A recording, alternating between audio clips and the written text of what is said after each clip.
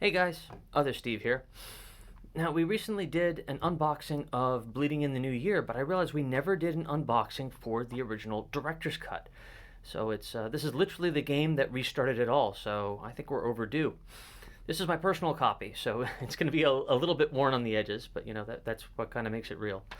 Yeah, you can see first, like I said, there's a lot of cards in here. It's a very big box. There's over 160 cards in the set. And you probably also noticed in some of the earlier advertising that instead of Director's Cut, it was originally titled Remastered. Fun fact: there are only 6 copies in the world with the remastered subtitle on here. So if you have one, it might be worth something someday. Who knows? But anyways, here it is: Grave Robbers from Outer Space, Director's Cut. And on the front we have the classic B-movie card game. And on the sides, on both sides actually, we have Experience Thrills. And on the back we have A Game Like None Other. And then on the back, we have, of course, all of the fun details about how it was resurrected, some examples from some of the cards, the Grave Robbers game website, ARG's logo, the open source card game logo, and the UPC. So let's go ahead and open this guy up, and let's see what's inside. Now, if you get one of these, there's going to be some additional packaging, of course, since, like I said, this is my personal copy. I've removed them. But the first thing you're greeted with, of course, is the little welcome art card here. Every edition so far has featured like a couple that kind of shows off what the set is all about. Here's Dracula and his bride taking a selfie. To get access to the rules on the website, you can go ahead and scan that QR code or just go to graverobbersgame.com directly. With all sets in the future, we're going to be actually shipping them with a proper little rules booklet. But this set sadly did not have that. We weren't able to get it in time for production. Let me get all these out, and like I said, there are a lot of cards here. I'm going to have to divvy this deck up into a couple of packs to mess around with. So first, let me manage this so that I don't drop them all over the place. So let's see. No, that's number 5. I'm going to put this down up over here, and we're going to look through these a little bit. I'm going to probably swap them back and forth. So here's that art card. I'm going to put that down over here. And then we have, of course, the feature pack list, which shows all the different feature packs that are in the game. So if you're new to the game, if you want to just shuffle up and play, you grab any 2 feature packs, you shuffle them together, and depending on the format, you'll want to take out the roll the credits cards or keep them in, and then you just play. So you can pick 2 of these themes, and they tend to complement each other pretty well for, I think it was like 45 different possible combinations.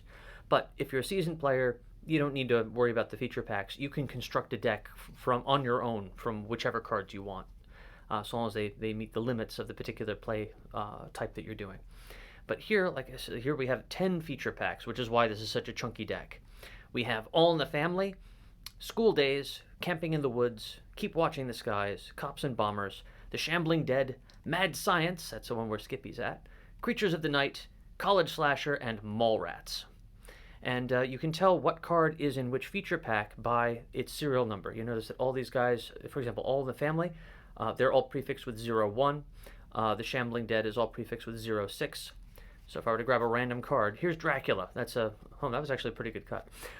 His is, of course, 0804, so he's the 4th card in Feature Pack 8, and Feature Pack 8 is Creatures of the Night. And that's how that works, pretty much.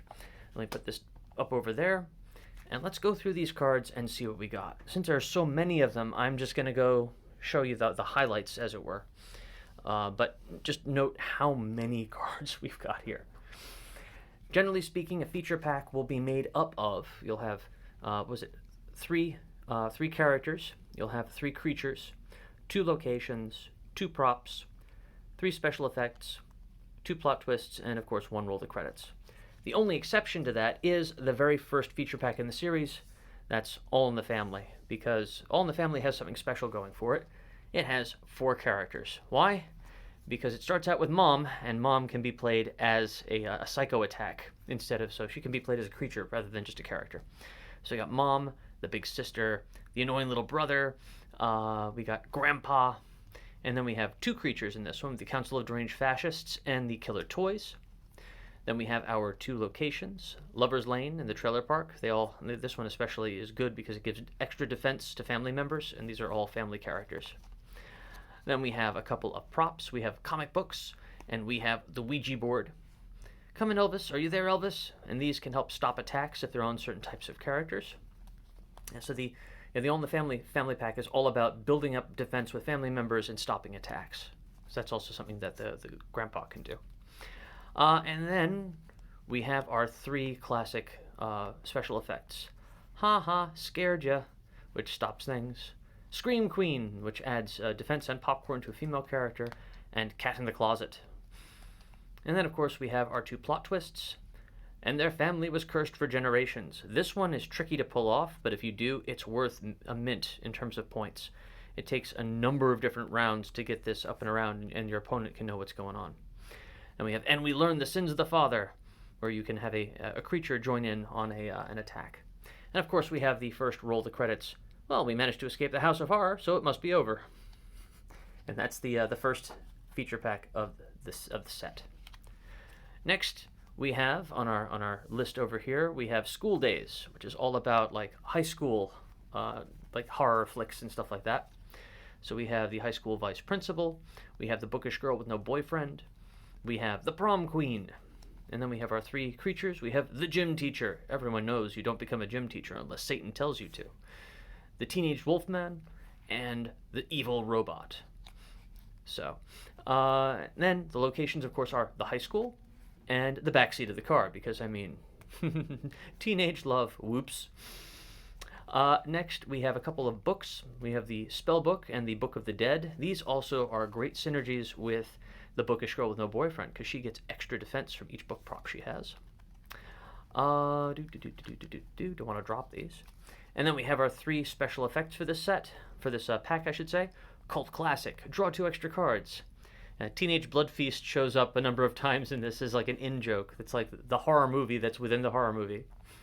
Let's Go Skinny Dipping, which is only non-virgin characters are not immune to it. And We've Seen Your Breasts, Now You Must Die. Followed by our 2 plot twists. We have But Right Before the Prom, you can eat someone and make an attack. And despite everything, they all graduated. Congratulations to the graduating class of Amityville High. And then, of course, we have our roll the credits for the pack. Well, the school blew up and the monsters are all gone, so I guess it must be over. And that's the end of that. The next pack we got on our list, of course, is number 3, Camping in the Woods. So, we have some fun folk.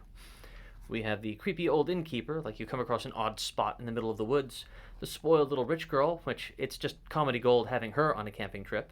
Billy may have come camping with you, but he's coming home with me, or in a body bag. She is a really awesome card to have because she increases your hand limit. So you get to draw up to 7 cards at the beginning of your turn. The Park Ranger, not Hal, probably just a werewolf, and he's great in natural locations, which, as you'll see later on, we have a bunch of natural locations. And then, of course, we have our fun woodsy monsters, which, in fact, we have Arachnophobia, we have the Blob Monster, and we have Space Critters. Space Critters is fun because if it fails, your opponent gets a new character with Defense 4. My wife thwarted my Space Critters, and then she put them on a bicycle just to mock me. I have a screenshot of that somewhere. Camp Lake Zirconia, Natural Aquatic Mortuary. And, of course, the Cabin in the Woods. Next, we also have the rowboat and the recreational vehicle. And then we have our 3 special effects. We have Let's Split Up. Of course, you don't do that in the woods. Campy 60s crossovers. And Cabin Fever. Followed by our 2 plot twists. And They Got Lost in the Dark. This one's a good one to add in some chaos in case you don't want one of your characters killed. And, of course, And They Just Kept Coming Out of the Woods. This one's great because you can basically hold on to monsters that are already in your graveyard and keep on throwing them out. But it takes a little bit of a trick to get it banked. And, of course, we have the roll the credits. Look, sunlight, we made it. It's one of the classic ones. Next, we're up to number 4, which is, of course, Keep Watching the Skies. That's our sci-fi pack, which has a lot of aliens in it. So we have the Space Bounty Hunter. You see that cute thing? It'll eat your face. And we have the reporter. Can you confirm the reports of a giant lizard running amok? Chrissy, we're live. Chrissy. And, of course, the hapless alien visitor. Take me to your bleep blorp. Darn this translator unit. And then, of course, we have a whole bunch of crazy aliens. We have pod people, which, if you're able to pull this off, you can steal like a whole chunk of your opponent's characters. We have the Space Mimic from Uranus, which is my personal favorite. Don't worry, buddy, I'm right behind you. So if this guy is successful, he basically infects a character in the opposite, in the movie that he succeeded at, and every turn he eats another character until there are no characters left. So once you get infected by this guy, you have to try to find ways to kill your own character that it's attached to in order to survive it. And of course, then we have Grave Robbers from Outer Space, which is the titular creature of the entire pack. So, stupid Earthlings see how they bury their dead instead of harvesting the parts for science. And soup! Next, of course, we have the alien headquarters and the secret government lab. And the two props are the flashlight and the rifle. And then we have our special effects, ray guns, We Come in Peace, and flying saucers. Wow, yeah, you can see how much I've already played with these cards. They've been scuffed up quite a bit. Then we have, and they were killed by something innocuous, where you can have a specific trait give you bonuses. And it was suddenly intergalactic war. I'm Mary Poppins, y'all. What? Sorry. Followed by, of course, the roll the credits, keep watching the skies. And now we're on to the 5th feature pack, which is, of course, Cops and Bombers. This one is your like your RoboCop, your Alien versus Predator sort of deal, stuff like that. We have the like Iron Giant maybe. You have a military officer. You're out of uniform, soldier. The Beat Cop, Protect and Sever. Wait, what? And the post-apocalyptic highway warrior. Creatures are, of course, the carnivore slugs. Say, is that a tentacle? Which is like, it's an in-joke for the entire series. The horde of little monsters. And we have 2 locations, the old nuclear test grounds and the abandoned building. Then we also have the pistol and the flamethrower, because, I mean, the cops, the cop here has to have guns, because he gets big bonuses from guns. And then it leaves us with our 3 special effects. We have Back to the Home, where you can kill an old character, Aim for the Head, Boys, and Director's Cut. And then, of course, we have our 2 plot twists, Chekhov's gun, because Rule 1 of Chekhov's gun, have a gun. If you catch that reference, you are a good person. And they built him stronger, more aggressive, which is basically RoboCop. And, of course, the roll the credits. Nice shooting, son. What's your name? And that is half of the cards in this set. That is enough to play a whole bunch of different games. And imagine combining these into different movies as well. But wait, there's more.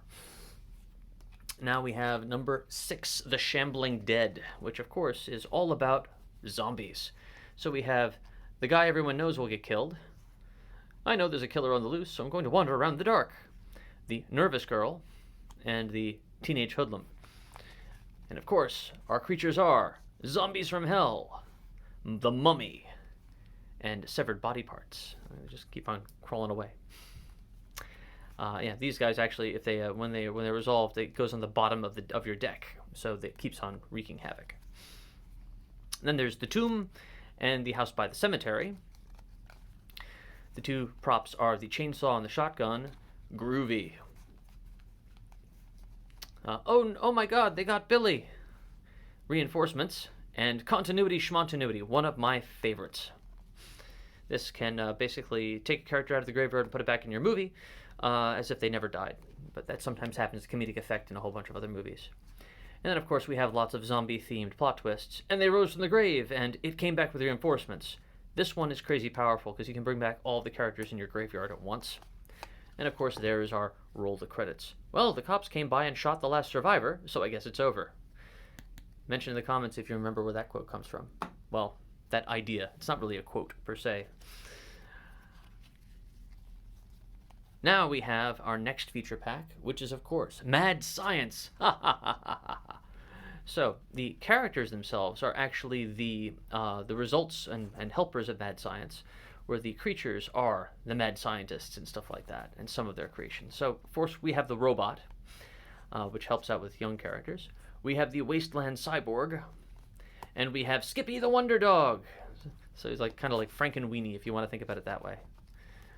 Next we have the genetically monsterized organism, the Mad Scientist, And the crazed doctor. I mean, I love the mad scientist. And they called me mad at the community college. Yeah, I'm a professor at a community college. They call me mad all the time. Insane Asylum, which allows you to attack with your characters. And the Laboratory, which allows you to bring back characters from the dead. You have the toolkit, the first aid kit as props. And for your 3 special effects, you have Cut, which basically stops one special effect. Good God, they're radioactive. And it was a dark and stormy night, because you have to have lightning when you have mad science. And this allows you to double attacks until your next turn. The 2 plot twists are, and it killed its creator, which is of course like Frankenstein. And then the Doomsday device went off, which is hard to pull off, but oh man, is it satisfying. It's a board wipe. And you get to bank points from a board wipe. And of course, then we have the Roll the Credits card, which features Frankenstein himself. Well, the doctor's dead and his creation is wandering off into the moonlight, so I guess it's over. Why wasn't Frankenstein in this set? Well, wait, we have him in store for a future thing. Now, we are up to the 8th feature pack, which is Creatures of the Night, which is, of course, vampires. Because you gotta have vampires. And if you want even more vampires, we got even more vampires in the Bleeding in the New Year expansion, which is all vampires. So we have the Old Priest. We have the Aged Vampire Hunter. The cardinal rule of hunting vampires is that 1 vampire is much easier to kill than 10. Guess where that one came from. And the Fortune Teller. I look into your future and I see Gak, Ark, Gurgle. And of course we have vampires and cannibals. So we have Dracula. We have subterranean cannibals. And we have the Vampire Beach Babes. Our locations are the Old Church, which is a great spot. It's a really nice high defense. And we have the Haunted Hotel, which is so much fun to play on an opponent. And they go, oh no, we're at Hotel California. Then we have the Holy Relics, which are worth nothing unless it's against a supernatural attack or in the hands of any of these characters here. And we have the Black Cloak. And for our special effects, we have, but it was here just a minute ago to get rid of that pesky prop. And Why Won't You Die, which allows you to continue attacking, and Haunted to basically knock out a location. And then this is my favorite plot twist in the game, and this one is one that I'm not so happy with. But this one, and They Found Its Coffin, allows you to basically cycle vampires out of your graveyard and back into attacks, because you can stack 1 on the coffin every turn and then attack with it. And They Were Seduced by the Vampire basically allows you to immediately launch another attack if you were successful. And then of course we have the Nosferatu on the Roll the Credits card. Well, the vampire just became a pile of dust, so I guess it's over. And this leaves us with our last 2 packs. We have College Slasher, which is just like it says on the tin. In fact, I'm going to get this one out. I'm going to put this down. So we have the Nymphomaniac Cheerleader, who gives all males in the same movie +1.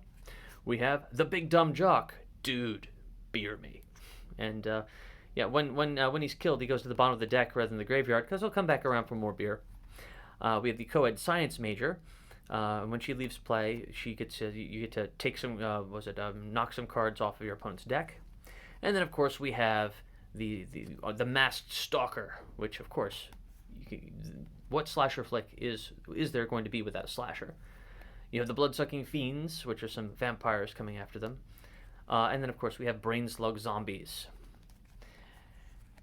And of course then we have the college campus and the sorority house. Tee-hee, let's have a pillow fight in our underwear. And they can combine into one larger location. And then we have the axe and we have the mask, because, like I said, college slasher. The 3 special effects are Too Stupid to Live. If you can't tell, he's holding a banana like James Bond. Kill 1 dumb character. That's rather useful. Only the Virgin Survives. Classic. And Edumacated. I got me a diploma. And he's wearing his diploma like it is a medal in some kind of competition. And this gives him +2 plus a popcorn bucket. And then we have our 2 plot twists. And they actually paid attention. Where you can basically make a prop triple what it is. It's like, wait a sec, we learned about this weakness in tropology class. And of course, Pledge Week turned deadly. And the Roll the Credits. Well, they're awake in a hospital and there's no sign of the slasher, so it must be over. Or is it? And this brings us to the last feature pack in this deck, which is, of course, Mallrats. And this one, we pulled cards from some of the original sequels to Grave Robbers from Outer Space, where most of the cards so far have been from the original game. So we've got the Fat Kid, who is large, male, young, and unlucky. We got the Goth Chick, which is, she's terrible against vampires, but she's cheap to play down. Then we got the Teenage Boy, desperate to get some. And he gets bonuses from young female characters in the same movie. Next, we have our 3 creatures: Evil Teenage Witches, the Teenage Vampire Hoods, and this one has been reprinted in Bleeding in the New Year because, Lost Boys, and 12,000 Angry Rats. We said it was going to be Mallrats. We decided to be a little bit too literal here, but, And the 2 props are the 10-speed bicycle and the skateboard, which are both vehicles, which you can play around with. And then we have the mall and a department store, so this can attach to the mall. And then our 3 special effects are Allowance, which allows you to draw 1 card for each young character in your movie. These are all young characters. Double Creature Feature Show, which allows you to combine 2 creatures into a single attack and kill an additional character. And then Kick to the Groin. They never used to fight back so hard. Ugh. And you can add some defense or stop a psycho attack. Then we have our final 2 plot twists, and they were secretly bitten all along, which allows basically, what was it? When your character with the highest defense is killed, you may bank this twist. If you do so, you may immediately bank their printed defense and attack the player's movie who killed them with a supernatural zombie attack with 3 times their defense. So they basically become a vampire rampage. And the monsters started a turf war, which allows you to play around in a shop. And then the final roll of credits, well, the helicopter took off from the roof, leaving the zombies behind, so I guess it's over. And that is it. Like I said, that's a lot of cards. So like I said, between all of these cards that are in here, you can come up with 45 different unique combinations if you're building from feature packs alone, let alone if you're going to be building your own deck from scratch. With this, you can just about parody any movie you can imagine. And with the upcoming expansions, we're only going to make that more fun. So, I hope that you like what you see, and that you enjoy this as much as we enjoyed putting it together and bringing it back from the dead. So until then, until we meet again, keep watching the skies, and I'll see you on the other side.